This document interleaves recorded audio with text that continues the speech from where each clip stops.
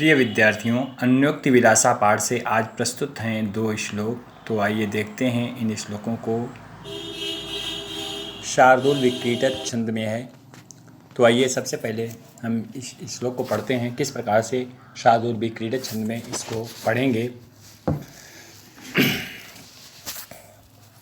कि रे रे चातक सावधानी मनसा मित्रक्षणं श्रूयताम् अम्बोदा बहवो हि सन्ति गगने सर्वेऽपि नैतादृशा केचिद्वृष्टिभिरार्द्रयन्ति वसुधां गर्जन्ति केचिद्वृथा यं यं पश्यसि तस्य तस्य पुरतो मा ब्रूहि दीनं वचः।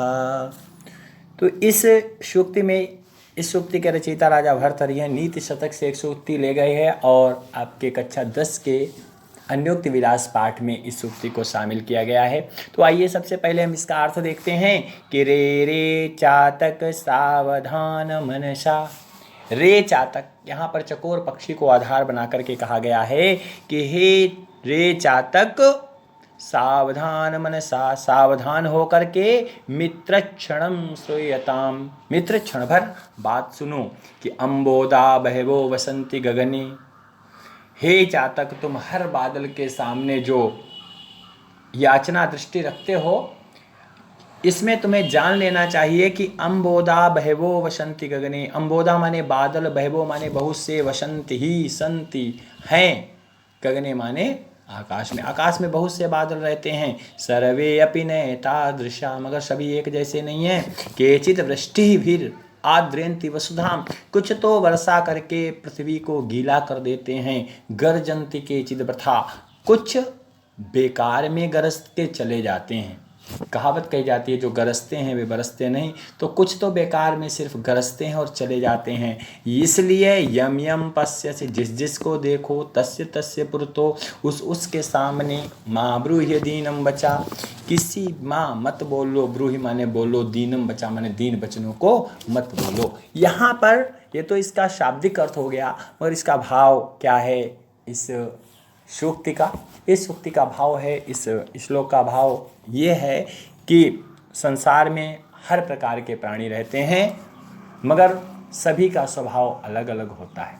हमें हर किसी के सामने याचना नहीं करनी चाहिए, हर किसी के सामने हमें कातर दृष्टि से नहीं देखना चाहिए, अर्थात दीन वचनों को हर व्यक्ति के सामने नहीं बोलना चाहिए। अपनी दीनता प्रत्येक व्यक्ति के सामने प्रकट नहीं करनी चाहिए, क्योंकि उन लोगों में से कुछ ही लोग होते हैं जो उस बात को, तुम्हारी दीनता को, तुम्हारे दुख को, तुम्हारे कष्ट को सुनते हैं, समझते हैं और उस प्रकार से मदद करते हैं। सभी एक जैसे नहीं होते हैं, इसलिए हर व्यक्ति के सामने अपने दुख को प्रकट नहीं करना चाहिए। ये इस सूक्ति का मतलब है। अब आइए अगले श्लोक की तरफ चलते हैं। आइए देखते हैं दूसरा श्लोक कि रात्रिर्गमिष्यति भविष्यति सुप्रभातम् भास्वानुदेश्यति हसिष्यति पंकजश्री इत्थं विचिन्तयति कोशगते दुरेफे हा हन्तु हन्तु नलिनीं गजोज्जहारो। इसमें बसंत तिल का छंद का प्रयोग किया गया है। तो ये बसंत तिल का छंद में है, कुवलयानंद का लिखा हुआ, और आपकी कक्षा 10 में अन्योक्ति विलास का ये श्लोक है। क्या कहा गया है इसमें? अन्योक्ति के माध्यम से बात की गई है।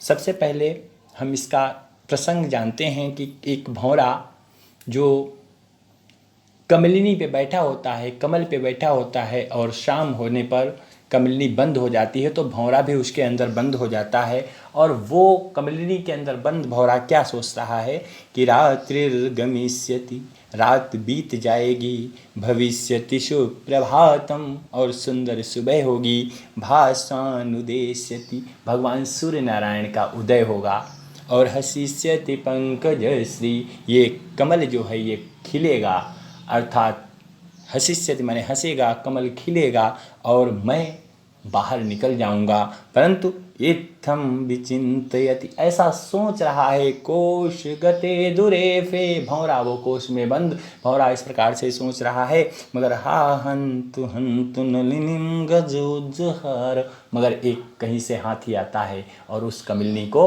उखाड़ देता है, खा लेता है। भंवरा मृत्यु को ग्रसित हो जाता है।